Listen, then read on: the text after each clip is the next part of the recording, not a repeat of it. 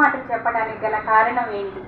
మేమెందుకు ఇలా ఉంటున్నాం, మేమెందుకు ఇలా మంచి మార్గంలో నడుచుకోవాలి, ఇవన్నీ మీకు ఎందుకు క్వశ్చన్గా మిగులుతున్నాయి అని అంటే, ఈ డ్రగ్స్, చాలామంది పిల్లలు ఈ డ్రగ్స్కి అలవాటు పడిపోతున్నారు. ఈ డ్రగ్స్ అనేవి ఎలా ఉంటున్నాయి?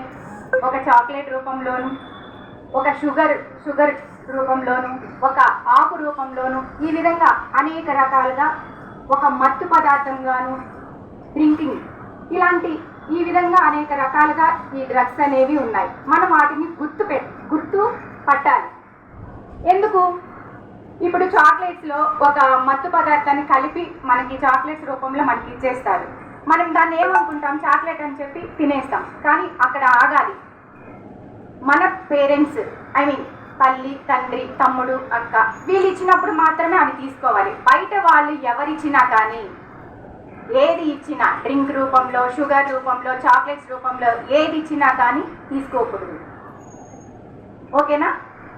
ఇంకొకటి, ఇలా తీసుకోవటం వలన కొందరు అలవాటు పడిపోయి, అంటే వాళ్ళకి తెలీదు, అలా అలవాటు అయిపోతున్నారు. ఆ విధంగా వాళ్ళకి అలవాటు పడిపోయి అవి ఇస్తే బాగున్నా